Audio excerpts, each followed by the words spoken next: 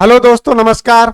मैं राजेंद्र नरूका आप सभी का राजभूमि क्लासेज पर हार्दिक स्वागत अभिनंदन करता हूं। आज हम जीके प्रारंभ करने जा रहे हैं। जीके में राजस्थान का भूगोल प्रारंभ करेंगे। जैसा कि हमने आपको कल बताया था कि हमारे प्रोमिस के अनुसार हम एक नया फाउंडेशन बैच प्रारंभ करेंगे। उसके तहत हम आपको लेकर के आए हैं शुभारंभ बैच, यानी बैच का शुभारंभ कर रहे हैं और आज नया फाउंडेशन बैच शुरू कर रहे हैं। तो बैच का नाम भी हमने शुभारंभ बैच ही रखा हुआ है।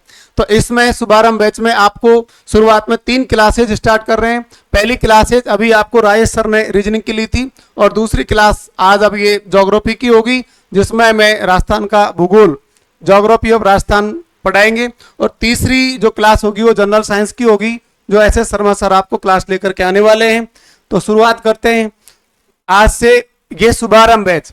इस बैच की खास बात यह है कि ये लंबा चलने वाला है। जैसे कि आपका फाउंडेशन सभी परीक्षाओं की नींव मजबूत करने हेतु जो बेसिक जो जानकारी होती है सारे के सारे टॉपिकों पर हम चर्चा करेंगे। और आज जो विस्तृत सिलेबस है उस सिलेबस के अनुसार क्या क्या टॉपिक हम इसमें पढ़ाने वाले हैं उनकी पूरी आपकी जानकारी प्रोवाइड करा देंगे। तो इसमें नवरात्रियों के शुभ अवसर पर शुभारंभ बैच का प्रारंभ करने जा रहे हैं, जिसमें ये आपको यूट्यूब पर एकदम फ्री रहेगा।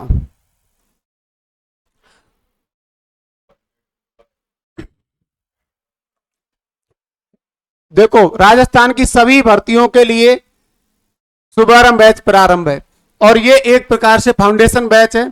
इस फाउंडेशन बैच में सभी प्रकार के जो आपके पाठ्यक्रम के सिलेबस है वो सारे के सारे सब्जेक्ट आपको पढ़ाए जाएंगे और ये एकदम निःशुल्क रहेगा, फ्री रहेगा।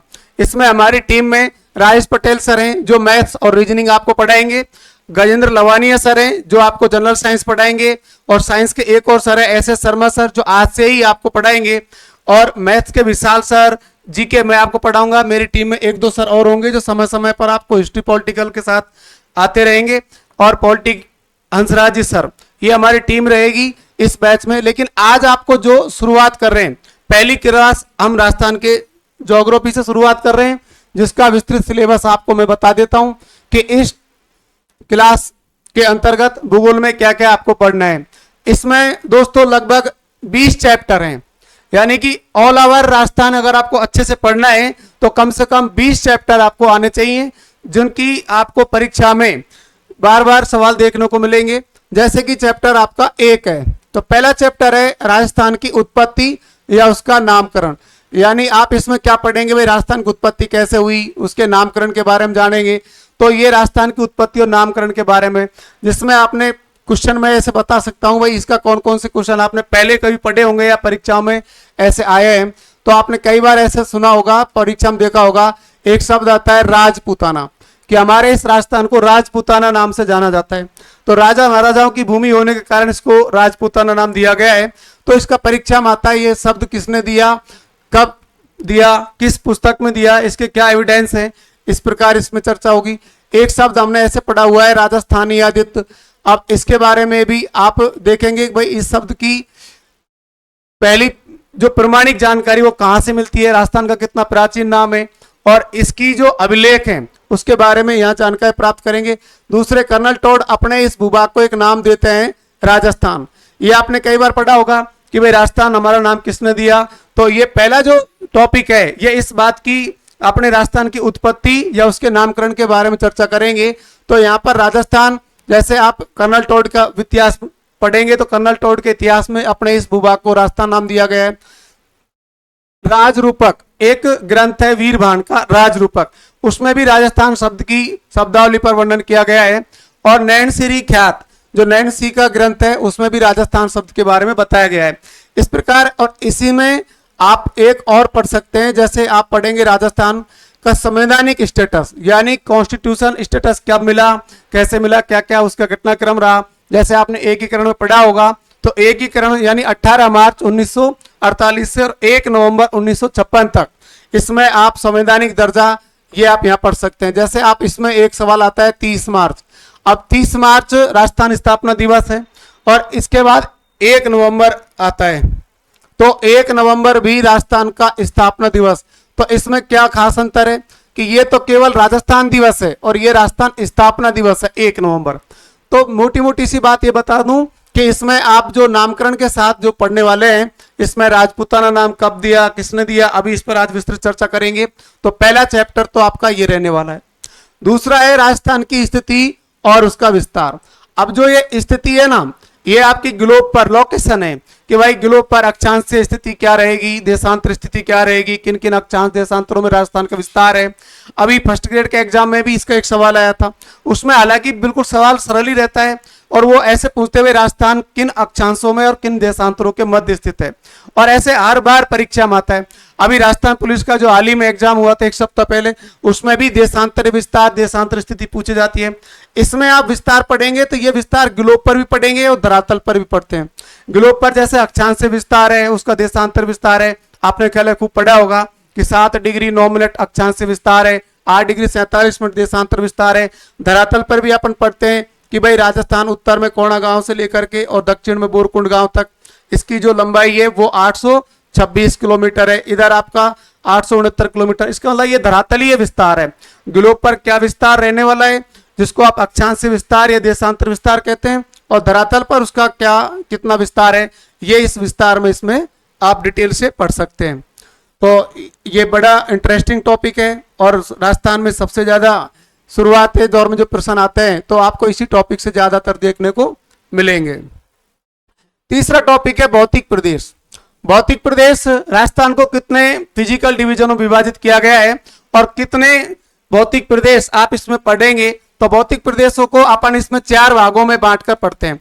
आपने पहले को पढ़ा होगा कि राजस्थान के उत्तर पश्चिम भाग में अपना थार का मरुस्थल है, तो थार के बारे में इसमें अध्ययन करते हैं।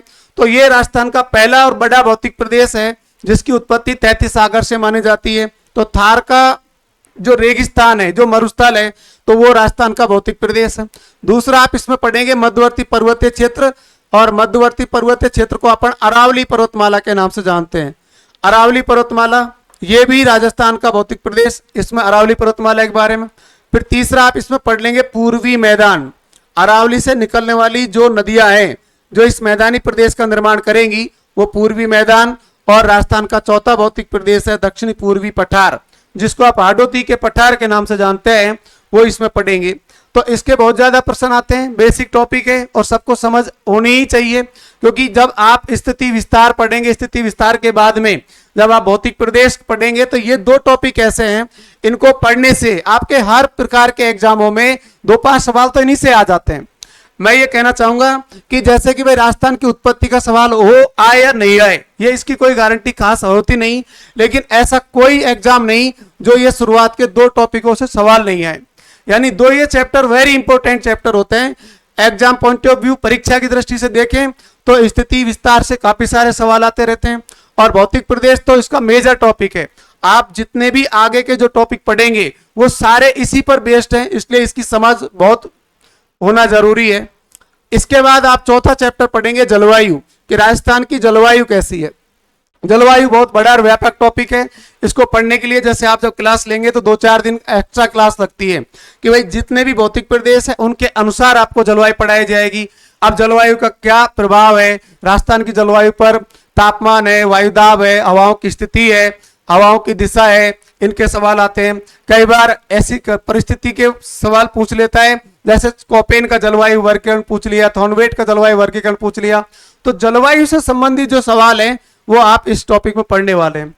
अगला चैप्टर है 5वां चैप्टर, जिसमें आप अपवाह तंत्र और नदियां पढ़ेंगे। अपवाह तंत्र, राजस्थान का ड्रेनेज सिस्टम, जिसमें आप सारे प्रकार के अपवाह तंत्र, जैसे यहाँ पर 3 प्रकार की अपवाह प्रणाली पाई जाती है, बंगाल की खाड़ी की अपवाह प्रणाली, अरब सागरीय अपवाह तंत्र और आंतरिक अपवाह तंत्र। अब इन अपवाह तंत्रों में कौन कौन सी नदियां हैं, राजस्थान में बहने वाली नदियों के बारे में इस टॉपिक में जानकारी पढ़ेंगे। हर बार परीक्षा में एक सवाल इसका फाइनल आता ही है, और कई बार तो इसके 2 या 3 सवाल भी देखने को मिल जाते हैं। तो बड़ा टॉपिक है, लेंथी टॉपिक है, लेकिन इसको आप इस हिसाब से पढ़ेंगे कि जो आपका परीक्षा में जो शॉर्ट टर्म्स होता है उसके आधार पर ये हमने तैयार कर रखा है, और उससे एक भी प्रश्न बाहर नहीं जाता है। अब तक मैं तो देखा हुआ है कि इतनी सारे साल हो गए पढ़ाते पढ़ाते, इसकी बहुत बेसिक जानकारी ऐसा नहीं कि इसको 10-15 दिन या 20 दिन पढ़ाएंगे। लगातार ज्यादा पढ़ने से होता कुछ नहीं है। एक स्मार्ट स्टडी जहां से प्रश्न आपका हल हो जाए वो सारा कुछ इसमें शॉर्ट ट्रिक्स के आधार पर ही समझा दिया जाएगा। तो इसमें अपवा तंत्र और नदियों के बारे में पढ़ेंगे। अगला एक टॉपिक है झीलें। अब यहाँ आप खारे पानी की झीलें, मीठे पानी की झीलें, इनके बारे में जानकारी प्राप्त करेंगे। कौन सी बड़ी झील है, कौन सी छोटी झील है, कृत्रिम झील क्या है, कौन कौन सी राजस्थान सरकार के द्वारा झीलों के पुनरीक्षण के लिए जो कार्यक्रम चल रहे हैं उनके बारे में पढ़े। आविका मॉडल योजना क्या है, या झील संरक्षण के लिए क्या सरकार आगे कदम उठा रही है। ये सारे जो क्वेश्चन आएंगे वो झीलों के बारे में आते हैं। आजकल झील बहुत ही इंपॉर्टेंट टॉपिक हो गए हैं। जैसे अभी आपने पढ़ा है कि रामसर में शामिल कौन कौन झील है, रामसर साइट के अनुसार भी पूछा जा सकता है। तो ये जियो हेरिटेज साइट के अनुसार ये बड़ा इंपॉर्टेंट टॉपिक है, तो इसमें आप झील पढ़ सकते हैं। फिर एक अगला टॉपिक है 7वां नंबर का टॉपिक। इस 7वें नंबर के टॉपिक में सिंचाई परियोजना। अब सिंचाई परियोजना राजस्थान में जो भी सिंचाई परियोजना है, अब इनमें जैसे आप आईजीएनपी आपने नाम सुना होगा, इंदिरा गांधी नहर परियोजना, गंगा नहर परियोजना। अभी सरकार एक ईआरसीपी प्रोजेक्ट लाने जा रही है, तो इसके बारे में पढ़ लेंगे। तो ऐसे राजस्थान की जो सिंचाई परियोजना है उसमें ये टॉपिक आपका पूछा जाता है। तो राजस्थान में जितनी भी सिंचाई परियोजना है, चाहे उन पर बांध है तो कई बार बांधों के सवाल आ जाते हैं, उन पर जल विद्युत उत्पादन के जो प्रमुख संयंत्र है उसके बारे में इसमें अध्ययन करेंगे। अगला टॉपिक है जल संरक्षण की तकनीकें। अब ये टॉपिक जल संरक्षण तकनीकें है, आपने से देखा होगा भाई राजस्थान में किस प्रकार से जल का संरक्षण किया जाता है। वाटर कंजर्वेशन टेक्निक्स, इसमें क्या है कि अपना राजस्थान इस प्रकार है, यहाँ तो पानी की बहुत ज्यादा कमी है। जैसे आपने देखा होगा वाटर लेवल जो है बहुत भूमिगत स्तर से नीचे जाता जा रहा है, उसको बचाने के लिए इसमें एक तो जो भूमिगत जल के ब्लॉक हैं उसके बारे में पढ़ लेंगे। दूसरा क्या है कि भाई कौन कौन सी पद्धतियों के आधार पर राजस्थान में जल का संरक्षण किया जाता है। जैसे मैं आपको उदाहरण के लिए बता दूं, आपने एक शब्द सुना होगा खडीन, बहुत बार आता है। वह खडीन क्या है, टोबा क्या है, टांका क्या है, ऐसे जो सवाल आते हैं ये इसी टॉपिक से आते हैं। खडीन है, टोबा है, टांका है, तो ये इंपॉर्टेंट टॉपिक तो है, पर इसमें ज्यादा मतलब विस्तार से पढ़ने की कोई आवश्यकता नहीं। एक दिन का ही टॉपिक है, ज्यादा इसमें क्लासेस होंगे नहीं। लेकिन इसमें जो आप खदीन, टोबा या राजस्थान के पश्चिम बेरी है, कहीं प्रकार का तालाब है, उनके बारे में ये टॉपिक की समझ होनी चाहिए। और ये बहुत इंपॉर्टेंट टॉपिक है। अगला आपका मिट्टी। मिट्टी में क्या है कि आजकल अमेरिकन वर्गीकरण भी पूछा जा रहा है। जैसे पश्चिमी राजस्थान में कौन कौन सी मिट्टियां हैं, पूर्वी राजस्थान में कौन कौन सी मिट्टियां हैं। और इसमें अभी मैं एक उदाहरण के तौर पर समझाऊं, जैसे आपने कई बार ऐसे पढ़ा होगा कि पश्चिमी राजस्थान में ये 25 सेंटीमीटर की वर्षा रेखा है जो थार के मरुस्थल को दो भागों में विभाजित करती है। अब ये 25 सेंटीमीटर की वर्षा रेखा मरुस्थल के दो भाग करती है। तो यहां पर एक मिट्टी पाई जाती है जिसका नाम है एरिडीसोल्स, और यहां एक मिट्टी पाई जाती है जिसका नाम है एंटीसोल। होने को तो ये आपके नाम ऐसे अटपटे लगे होंगे क्योंकि अमेरिकन वर्गीकरण है कि एरिडीसोल्स, एंटीसोल्स, एल्पीसोल्स, एनसेप्टीसोल्स, लेकिन बहुत सरल है। इसका जो नाम एरिडीसोल, यानी कि ये पूरा रेगिस्तान है ना, ये बालू मिट्टी से बना हुआ है। आपने खूब पढ़ा होगा, यहाँ बालू का स्तूप पाए जाते हैं, मिट्टी के टीले, यानी यह मिट्टी कैसी है, बालू। अब जो बालू रेतीली है यानी मोटे कण वाली है, तो वो आपकी हो जाएगी रेतीली बलुई मिट्टी। बालू तो है ही है, यानी रेतीली बलुई मिट्टी। और जो थोड़ा नदियों के संपर्क में है, जहां पर नदियों का पानी बहकर जा रहा है, जिस भूभाग पर नदी ड्रेनेज सिस्टम के माध्यम से, नदियों के माध्यम से पानी प्रवाहित हो लिया है, वहां पर इस बालू का रंग हो गया थोड़ा सा भूरा, इसलिए इसको कहते हैं भूरी रेतीली मिट्टी। तो ये रेतीली बलुई मिट्टी है वो तो है एरिडीसोल्स, और भूरी रेतीली मिट्टी है वो है आपके एंटीसोल्स। ऐसे मिट्टी के जो नए नए पैटर्न है उसके आधार पर भी सवाल आने लगे हैं। कई बार यह सवाल आ चुका है, वे राजस्थान के संपूर्ण मरुस्थल में कौन सी दो मिट्टियां पाई जाती हैं, तो वो ये दो मिट्टी हैं, एरिडीसोल्स और एंटीसोल्स। तो ये आपका चैप्टर रहने वाला है चैप्टर 9। 10वां है खनिज, धात्विक खनिज और अधात्विक खनिज। इसमें आप धात्विक खनिज, अधात्विक खनिज के साथ में एक ये ईंधन खनिज भी होंगे, यानी सारे प्रकार के जो खनिज है ये आप इसमें पढ़ेंगे, धात्विक खनिज, अधात्विक खनिज। और एक आपका खनिज होता है ईंधन खनिज। ईंधन खनिज या इनको अपन कह सकते हैं शक्ति खनिज। ये टॉपिक बड़ा इंपॉर्टेंट है और ये अपडेट करने का विषय। जैसे ये आपने खनिज पढ़ा तो ये खनिज है ना, जो आर्थिक सर्वे के अनुसार आपको अपडेट कराया जाएगा कि भाई कौन से जिले का उत्पादन किस स्थान पर है। तो खनिजों में या धात्विक खनिजों में, अधात्विक खनिज में ईंधन खनिज। ईंधन खनिज से मतलब यह है कि शक्ति या ऊर्जा के संचालन तो कौन कौन से खनिज यहाँ पर निकाले जाते हैं, जैसे खनिज तेल है, कोयला है, पेट्रोलियम है, प्राकृतिक गैस है, ये थार के मरुस्थल में बहुत सारे निकलते हैं। तो इसके आधार पर ये टॉपिक तैयार कर लेंगे। एक अपना टॉपिक जोड़ा गया है वनस्पति। अब ये जो वनस्पति है इसमें आप वन या वनस्पति के बारे में जानकारी प्राप्त करते हैं, यानी अपने राजस्थान, जैसे अभी मैं मरुस्थल के उदाहरण बताऊं तो मरुस्थल में वनस्पति है वो मरुद्भिद प्रकार की है। मरुद्भिद जो वनस्पति है उसको कहा जाता है जीरोफाइट, यानी जीरोफाइट। वैसे क्या होता है मरुद्भिद, मरुस्थल में कटीली झाड़ियां, पेड़ पौधे वहां किस प्रकार की है, जैसे सेवन घास। अब वहां ये वनस्पति में वन कौन कौन से पाएंगे, तो आपने पढ़ा है शुष्क और अर्ध शुष्क प्रकार के मरुस्थलीय वन पाते हैं। जो 0 से 25 सेंटीमीटर वार्षिक वर्षा के क्षेत्र है वहां तो शुष्क मरुस्थलीय वन, और 25 से 50 सेंटीमीटर वार्षिक वर्षा वाले क्षेत्र है वहां अर्ध शुष्क मरुस्थलीय वन पाएंगे। अब दोनों है मरुस्थलीय वन, और दोनों ही वन मिलकर के क्या वनस्पति बना रहे हैं, मरुद्भिद। इस प्रकार वनस्पति और वन अलग अलग तरीके से पढ़ेंगे। फिर आपने इसमें पढ़ा होगा भाई राजस्थान में कहाँ वन ज्यादा है, क्षेत्रफल की दृष्टि से कहाँ ज्यादा है, परसेंट की दृष्टि से कहाँ ज्यादा है, कौन कौन से जिलों का पहला स्थान है। और आजकल तो सीक्वेंस पूछता है, शुरुआत के 4 अवरोही क्रम में, आरोही क्रम में, ऐसे कई सारे सवाल आपसे वन से पूछे जाते हैं। फिर आपका 12वां चैप्टर है राज्य में जैव विविधता और वन्य जीव संरक्षण, यानी कि बायोडाइवर्सिटी, जैव विविधता। अपने यहाँ पर पादप वर्ग की, जंतु वर्ग की जितनी भी बायोडाइवर्सिटी है उसके बारे में आप पढ़ेंगे। और थार के मरुस्थल की जैव विविधता, जैसे आप पढ़े होंगे कि वे राजस्थान में सर्वाधिक जैव विविधता वाला मरुस्थल थार का मरुस्थल है, इसलिए उसको जीवित मरुस्थल या जैविक मरुस्थल कहा जाता है। अब यूं ही नहीं कहते इसको जैविक मरुस्थल, क्योंकि यहाँ राजस्थान की लगभग 40% तो जनसंख्या निवास करती है। सभी प्रकार के वहां पर वनस्पति की और जो आपके पादप जगत की विभिन्नताएं देखने को मिलती है। अब यूं भले ही कटीली झाड़ियां हैं या शुष्क वनस्पति वहां पर पाई जाती है मरुद्भिद प्रकार की, लेकिन है तो सही विश्व का सबसे बड़ा मरुस्थल है सारा का मरुस्थल। बहुत बड़ा मरुस्थल होने के बावजूद भी वहां पर निर्जर भूमि है, हरियाली देखने तक नहीं है। तो यहाँ पर जैव विविधता की दृष्टि से अपना जो मरुस्थल है वो एक प्रकार से समृद्ध मरुस्थल है, इसलिए इसको जीवित मरुस्थल या जैविक मरुस्थल कहा जाता है। तो ये आपका जैव विविधता पढ़ लिया। जैव विविधता, और इसमें आप जैसे पढ़ेंगे वन्य जीव संरक्षण, वन में विचरण करने वाले जीव जंतुओं का संरक्षण। अब हम ये टॉपिक, अब ऐसा तो नहीं आज ही इतना सारा जिसमें बता दिया जाए क्योंकि शुरुआती क्लास इंट्रोडक्शन चल रहा है, लेकिन फिर भी मैं ब्रीफ इंट्रोडक्शन बता देता हूं कि वन्य जीव संरक्षण में जैसे आपने अभ्यारण्य पढ़ लिए, नेशनल पार्क पढ़ लिए, इसी में आता है आपका टाइगर रिजर्व कितने, रामसर साइट कितनी है। ये वन्य जीव संरक्षण का ये टॉपिक है, बहुत इंपॉर्टेंट टॉपिक है, और आपको तो इसको फर्स्ट ग्रेड में जोड़ दिया है। अभी जो नया सिलेबस जारी किया है 2-3 दिन पहले, उसमें राजस्थान में जैव विविधता और वन्य जीव संरक्षण को फर्स्ट ग्रेड में जोड़ा हुआ है, और ये मिट्टी और वनस्पति भी फर्स्ट ग्रेड के जीके वाले पेपर में जोड़ दिया है। अब एक अपन पढ़ते हैं कृषि।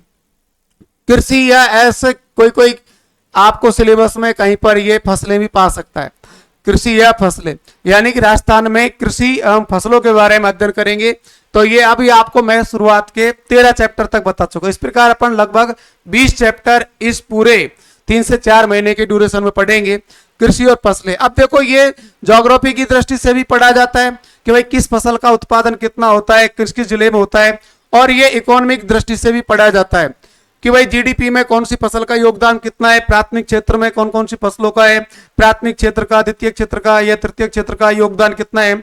तो जब आप उसको इकोनॉमिक सेगमेंट से पढ़ेंगे, इकोनॉमिक हिसाब से पढ़ेंगे, तो आप ऐसे पढ़ेंगे भाई स्टेट जीडीपी या एसजीडीपी या जीएसडीपी, या तो वो एस आगे लगा दे या बीच में लगा दे, बात एक ही है। यानी राजस्थान का जो सकल घरेलू उत्पादन है, उस सकल घरेलू उत्पादन में प्राथमिक क्षेत्र का योगदान कितना है, ये आप यहाँ कृषि से पढ़ सकते हैं। अब यहाँ पर हमारे जो मानसूनी कृषि है या भारतीय कृषि मानसून का जुआ कहलाता है, तो उसके कृषि के क्या क्या प्रभाव है, और राजस्थान में कृषि के किन किन योजनाएं सरकार के द्वारा क्या क्या प्रयास किए जा रहे हैं, वो सारा इस चैप्टर में पढ़ने वाले हैं। अगला चैप्टर है पशुपालन। पशुपालन यानी कि पालतू पशुओं को जो अपन पालते हैं। एक तो अभी तक थोड़ी देर पहले पढ़े थे वन्य जीव, वन में विचरण करने वाले जीव जंतु, और एक होता है पशुपालन यानी पालतू पशु। कि हमारे यहाँ जैसे अब नई पशु गणना है, तो नई पशु गणना के आंकड़े पढ़ने जरूरी है कि भाई कौन कौन से पशुओं के क्या क्या स्थान है। जैसे आप राजस्थान में भेड़ों की, बकरियों की, ऊंटों की, भैंसों की या गौवंश की संख्या, उनके जो जिले हैं कहाँ ज्यादा है, कहाँ कम है, कहाँ पशु घनत्व कितना है, अब कितना चेंज हो गया है। तो ये सारे टॉपिक पशुपालन वाले में आते हैं। दूसरा आप इसमें एक मिलता जुलता अगला टॉपिक है ये चैप्टर 15 ये होता है आपका उद्योग, कि राजस्थान में कौन कौन से उद्योग हैं जो सबसे ज्यादा मतलब एक प्रकार से रोजगार उत्पन्न करते हैं। अब सबसे ज्यादा प्राथमिक क्षेत्र के उद्योग में या फिर द्वितीय क्षेत्र के, जो प्राथमिक क्षेत्र से और द्वितीय क्षेत्र में जो उद्योग चल रहे हैं उनके बारे में यह पूछे। तो उद्योग अब इकोनॉमी का सेगमेंट है, इसमें अपन पढ़ा भाई, अभी जो थोड़ी देर पहले कृषि आया तो कृषि प्राथमिक क्षेत्र का था, अब उद्योग आपका द्वितीय क्षेत्र का है, तो वो ज्योग्राफी और इकोनॉमिक्स दोनों दृष्टि से यही पढ़ा देंगे। तो मैं तो ये एक साथ ही पढ़ा देता हूं। ऑफलाइन में भी मैंने ये देखा हुआ है कि भाई जो इकोनॉमिक्स का पढ़ाना है ना, वो यही 2-4 लाइन एक्स्ट्रा और लिखा दो, जिससे कि बच्चे को ये प्रॉपर समझ रहे और अलग से कभी पढ़ना नहीं पड़े, और यदि पढ़े तो वहां एक बार रिकॉल और हो जाए, तो ज्योग्राफी और इकोनॉमिक दोनों दृष्टियों से टॉपिक अपना मजबूत हो जाए, जिससे कि परीक्षा में किसी भी प्रकार से सवाल आए।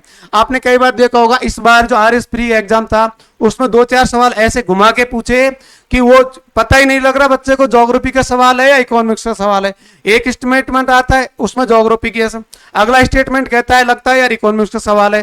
तो आजकल जो कुछ परीक्षा का बदलता हुआ जो पैटर्न है, इसके आधार पर आपको तैयारी करनी चाहिए कि कहां पर आप उद्योग पढ़ रहे हैं, कहां पर आप इस चैप्टर का। अब जैसे ऊर्जा संसाधन है, ऊर्जा संसाधन करंट का इशू बहुत ज्यादा आता है। इसकी मैं एक बहुत सरल फॉर्मूला जानता हूं। जैसे आप डे टू डे के अखबार वगैरह पढ़ते हैं, तो रोज अखबार पढ़ते हैं कौन कौन सी ऊर्जा में क्या क्या सरकार क्या नई प्रावधान क्या कर रही है, नई कोई योजना ला रही है।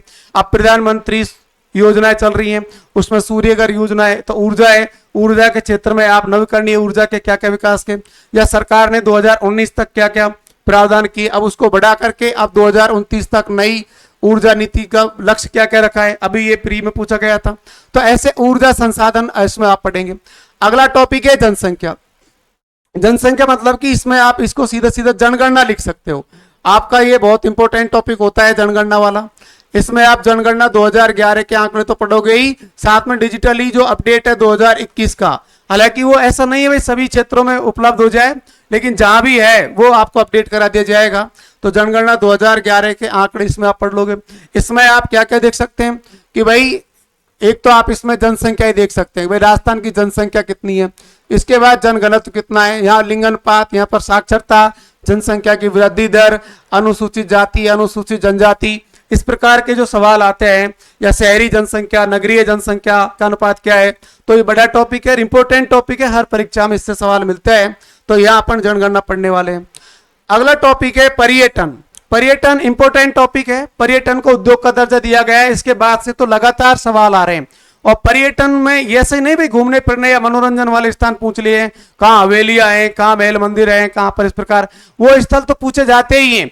इसके साथ में इसमें जोड़ा हुआ है, ध्यान से देखो, पर्यटन परिपथ, पर्यटन परिपथ यानी सर्किट। तो जो ये आपके टूरिज्म सर्किट हैं, इनके बारे में सवाल आता है। आडोटी सर्किट में कौन कौन से स्थल शामिल है, या बांगड़ सर्किट में कौन कौन से शामिल है, त्रिकोण में कौन कौन शामिल है, इस प्रकार के ये जो स्थल है वो पूछेगा। ये पर्यटन वाला इंपॉर्टेंट टॉपिक होता है।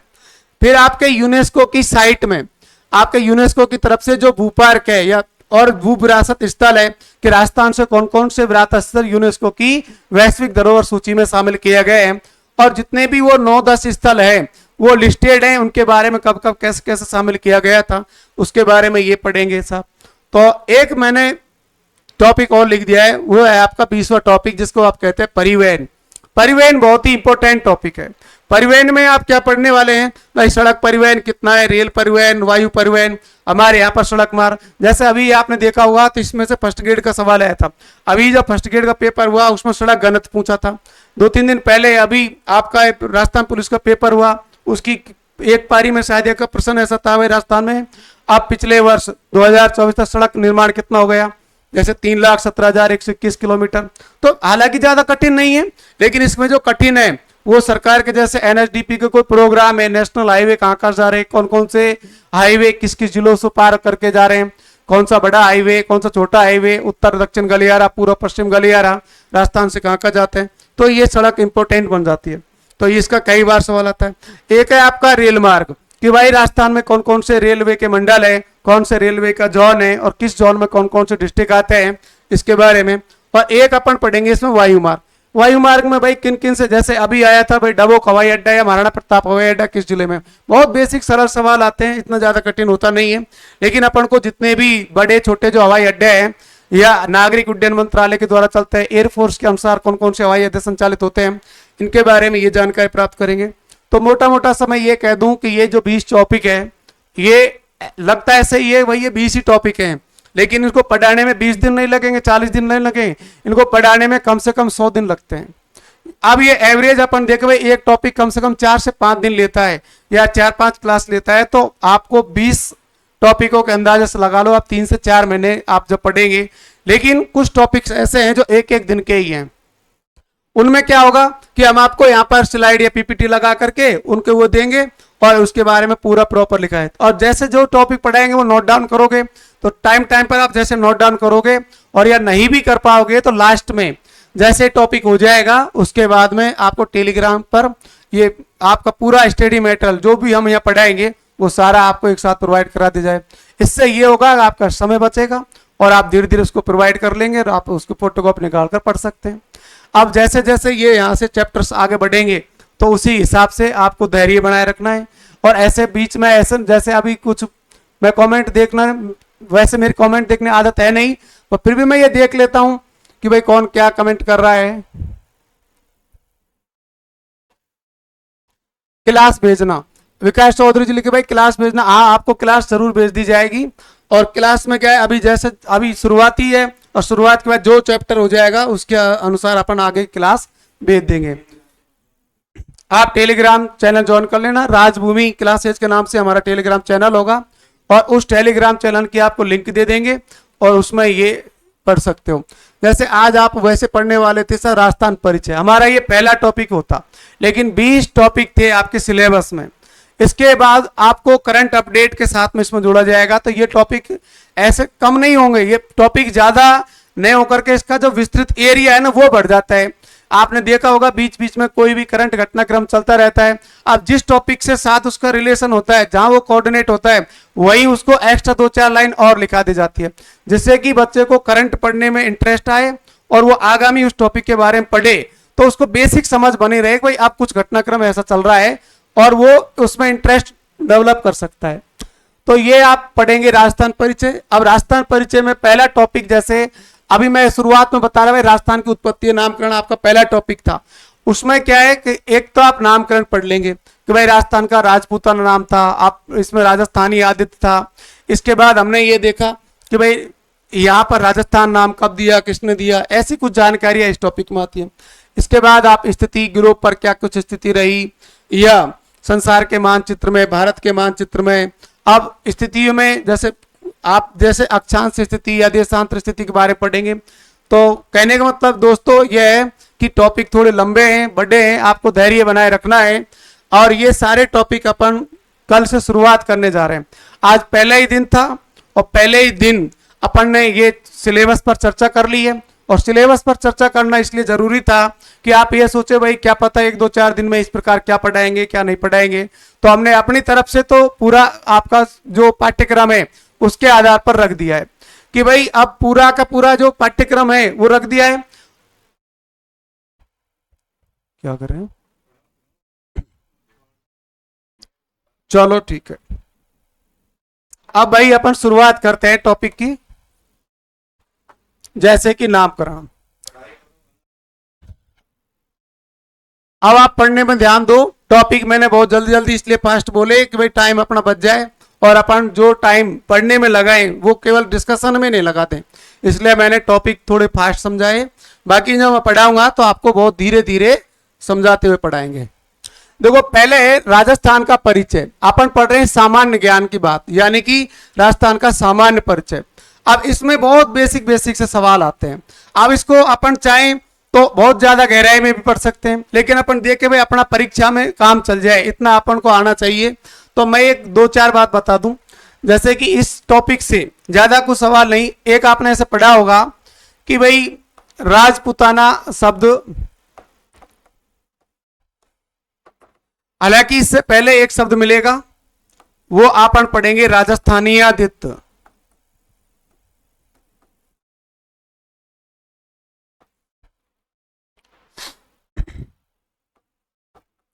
एक इसमें पढ़ेंगे राजस्थान। अब देखो कॉपी बुक में आपने से पढ़ा होगा कहीं पर इसको ब्रह्मवर्त कहा गया है, कहीं इसको मरुकांतर कहा गया है, कहीं रायगढ़, राजस्थान, रायगढ़। अब ये कहने में ही कह रखे, लेकिन इनके सवाल ज्यादा आते नहीं है, और इतने ज्यादा सवाल जो बनते हैं वो आगे इतना लेंथी सिलेबस है, उसमें से काफी सारे आ जाएंगे। तो अपन इन पर चर्चा करते हैं कि हमारे राजा महाराजाओं का जो स्थान है, ये राजपूताना जो कहा गया है, भूभाग है, ये पहली बार कब और किसने कहा। तो इसके लिए मैं आपको इतिहास बताता हूँ। दोस्तों, पहले ये राजा महाराजाओं का जो भूभाग है, इसको राजस्थान कहते हैं। तो राजस्थान से पहले ये सबसे पहले राजपूताना कहा गया है। राजपूताना कहने वाले जो व्यक्ति है वो है हमारे George Thomas.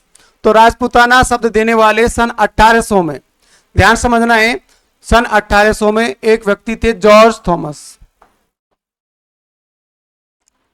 George Thomas, George Thomas ने राजस्थान को राजपूताना नाम दिया था। अब जॉर्ज थॉमस यहाँ के एक प्रकार से कमांडर थे, सैनिक कमांडर होते थे, और ये दौलत राव सिंधिया के सैनिक कमांडर थे। राजस्थान में आए, रहने वाले तो आयरलैंड के थे, लेकिन ये यहाँ पर आकर के और राजा महाराजाओं के साथ में मध्यस्थता करते हैं, तो वहां पर ये नाम देते हैं राजपूताना। अपना जो भी लिखित एविडेंस प्राप्त करते हैं, जिसकी वो साख जुटाते हैं, उसमें राजपूताना शब्द का उल्लेख करते हैं। लेकिन इनकी मृत्यु हो जाती है 1803 में। इसके बाद ये जो जॉर्ज थॉमस है, इनके जो दोस्त थे, मित्र थे, 1805 में उनका नाम है विलियम फ्रैंकलिन। अब जो विलियम फ्रैंकलिन है वो एक पुस्तक प्रकाशित करते हैं,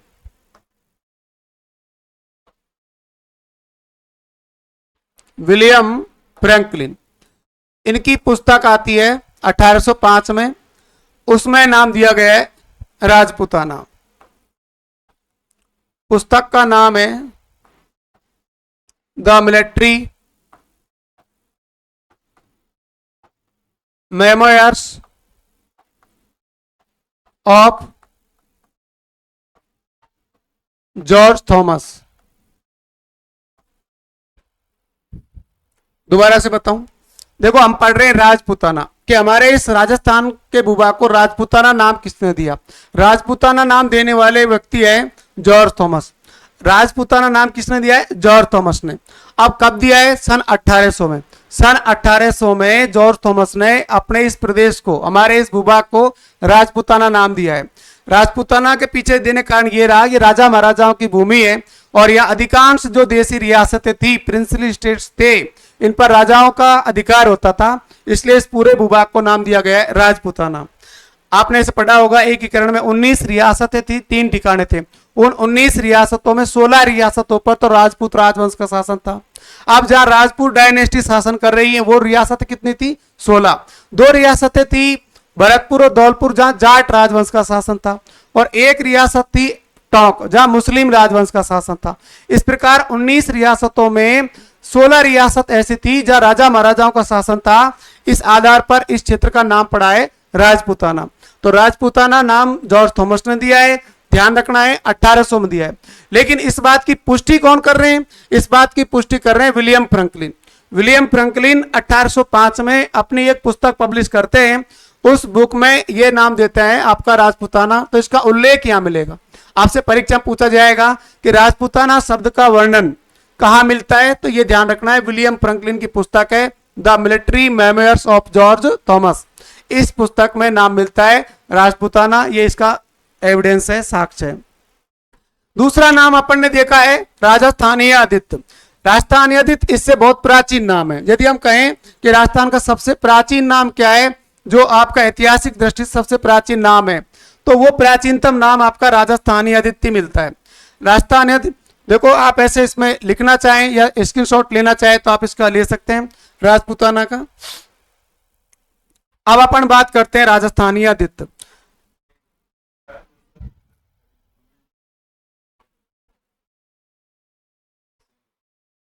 मैं तो जानू ना यार।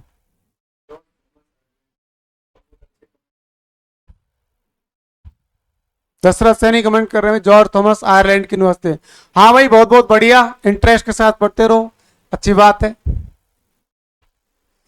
राजस्थानी आदित्य, देखो राजस्थानी आदित्य अपन इसमें पढ़ रहे हैं 625 ईस्वी सन में, या इसमें अपन अब जब 57 साल जोड़ेंगे तो ये 682 विक्रमी संवत बन जाता है। यहां पर ये अभिलेख में उल्लेखित है, तो 682 विक्रम संवत का एक अभिलेख है जिसका नाम है बसंतगढ़ अभिलेख।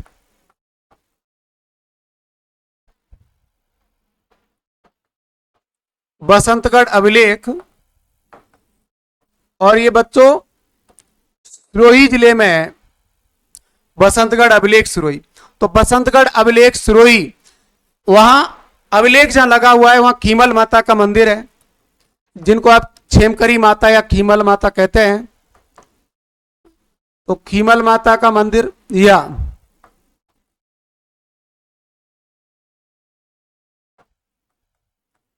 छेमकरी माता का मंदिर है, वहां अभिलेख लगा हुआ है बसंतगढ़ अभिलेख सिरोही। तो सिरोही जिले में बसंतगढ़ अभिलेख लिखा है, और उस अभिलेख में ये विक्रमी संवत का नाम जब तो आप देंगे 682, इसमें 57 वर्ष जोड़ लेंगे और ईस्वी सन आएगा तो 625, तो वहां ये नाम मिलता है राजस्थानी आदित्य। अब ध्यान रहे, देखो ये 6ठी शताब्दी का है और ये 18वीं शताब्दी का, इसका मतलब राजस्थान का सबसे जो प्राचीनतम नाम है वो आपको राजस्थानी आदित्य देना है। अगर प्रश्न परीक्षा में आए हमारे इस प्रदेश का सबसे प्राचीनतम नाम क्या है, तो वो नाम होता है राजस्थानी आदित्य।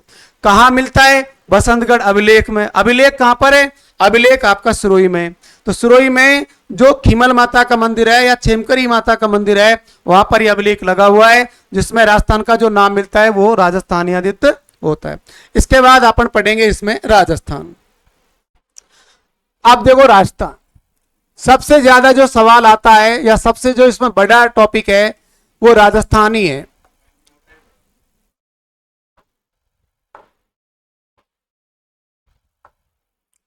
राजस्थान, अब राजस्थान के जो नाम है उसके कहां कहां मिलते हैं, तो एक तो ये मिलता है, आपने एक नाम सुना होगा मुनोत नैन सिंह।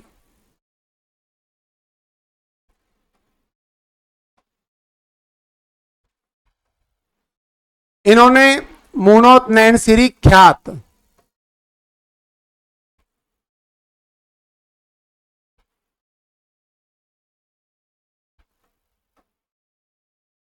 लिखी, इसमें राजस्थान शब्द का उल्लेख हुआ है।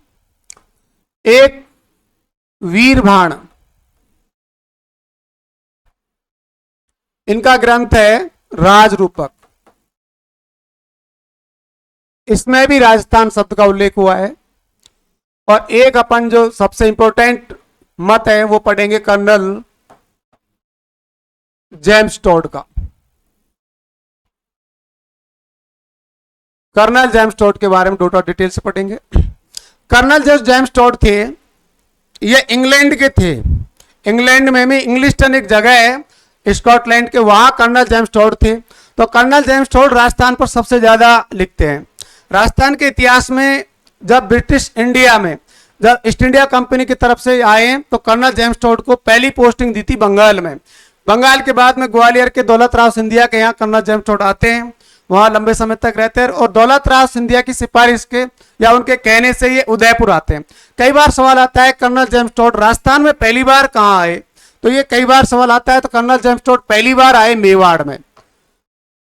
कर्नल जेम्स टॉड पहली बार कहां पर आ रहे हैं? मेवाड़ में। आज मेवाड़ को कहते हैं उदयपुर। उस समय ये मेवाड़ के पॉलिटिकल एजेंट बनाए गए थे, लेकिन बाद में ये पूरे मध्य पश्चिम राजस्थान के पॉलिटिकल एजेंट बन गए।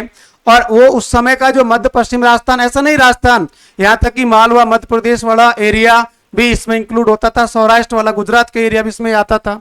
तो कर्नल जेम्स टॉड उस समय पॉलिटिकल एजेंट थे। तो ये मेवाड़ आए थे और मेवाड़ में आकर के राजस्थानी भाषा जितनी भी इनसे आई, अंग्रेज थे, अंग्रेजी जानते थे, तो इन्होंने इस पर बहुत ज्यादा काम किया। तो राजस्थान के बारे में जो सबसे ज्यादा साक्ष्य आपको मिलेंगे इस इतिहास में, तो वो कर्नल जेम्स टॉड के मिलेंगे। कर्नल जेम्स टॉड को राजस्थान इतिहास का जनक कहा जाता है, राजस्थान इतिहास के पिता कहें या पितामह कहें। तो कर्नल टॉड के बारे में आपने पहले खूब पढ़ा होगा, तो कर्नल टॉड के बताते हैं। कर्नल जेम्स टॉड 1829 में कर्नल जेम्स टॉड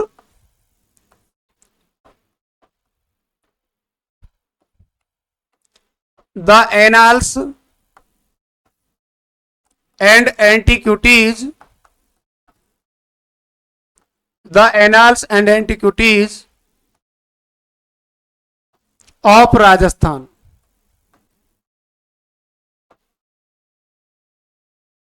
तो ये जो शब्द दिया है ना Rajasthan,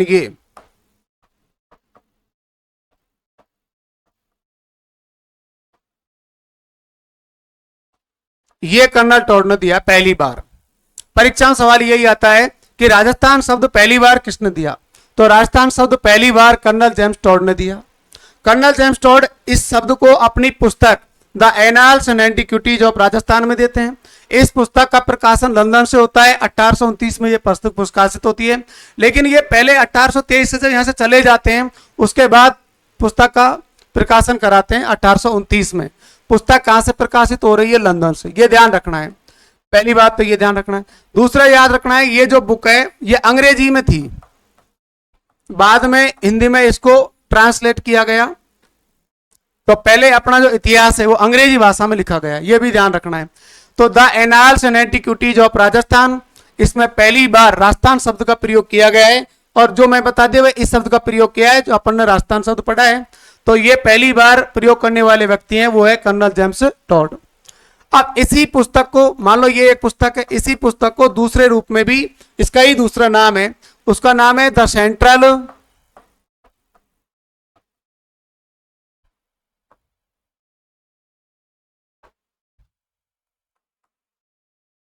and western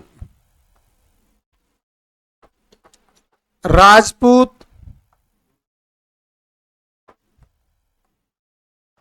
states of India, ये इसी पुस्तक का दूसरा नाम है।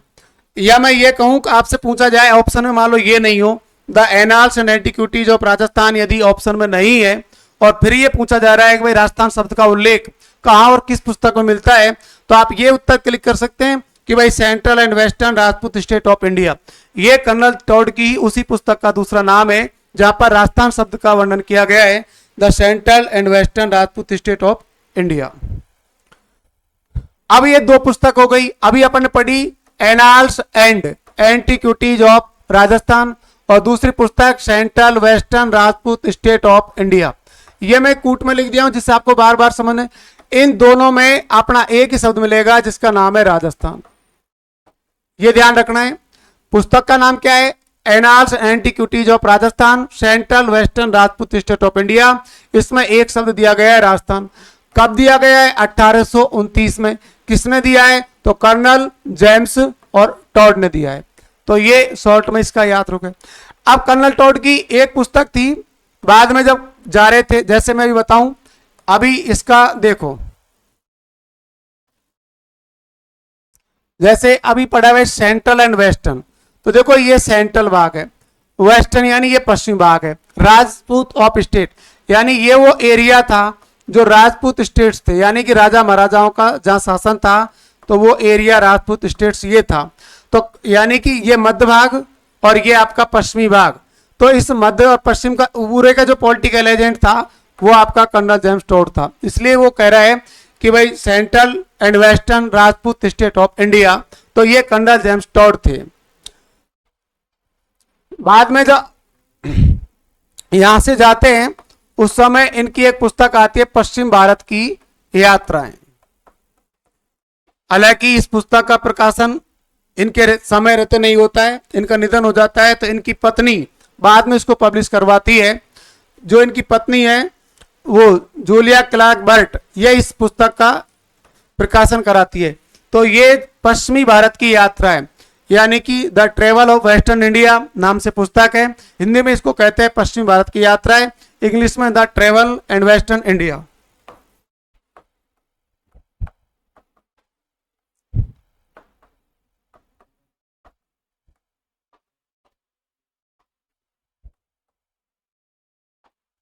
ये पुस्तक भी कर्नल जेम्स टॉड की है।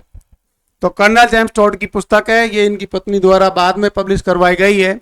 तो याद रहे ये पुस्तक, इसी का दूसरा नाम है ये, और ये दूसरी पुस्तक हो गई। तो ये दोनों पुस्तक तो कर्नल जेम्स टॉड की है, परीक्षा में कई बार पूछी जाती हैं। तो कर्नल जेम्स टॉड, और ये जो लिखी गई है ये इंग्लिश में लिखी गई है। तो कर्नल टॉड अपना जो इतिहास है वो किस भाषा में लिख कर गए हैं? वो अंग्रेजी भाषा में लिखे गए हैं। बाद में इसका हिंदी में अनुवाद किया है राजस्थानी जो इतिहास है इसका GH ओझा।